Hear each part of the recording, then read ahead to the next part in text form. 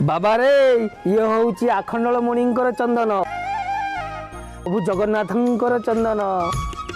आम गाँ माँ मंगलांकर चंदन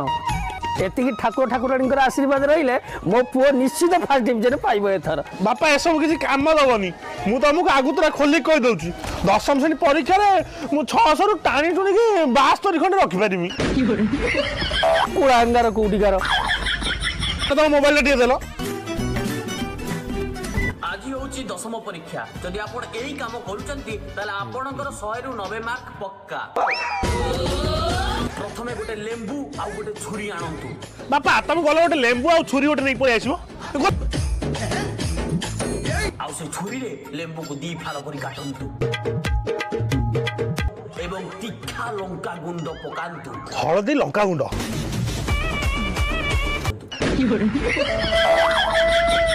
जा भैया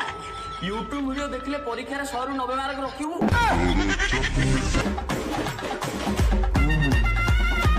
अरे डम्बरू परीक्षा और 45 मिनट रही तू कौन सब सारे पढ़ीचु मुझे पचार दिए अब ये कौन सीधा नवम अध्याय सर प्रथम रु अष्टम अध्याय गला कुआडे सारे प्रथम रु अष्टम अध्याय पर्यंत मो अष्टांग शरीर में पूरे देइची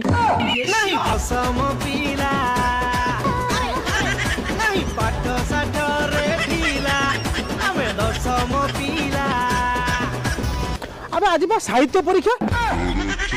तो विज्ञान कपी कौन नहीं पड़े पुओ आज दशम परीक्षा गला बेलू समस्त जुआर हो हो बो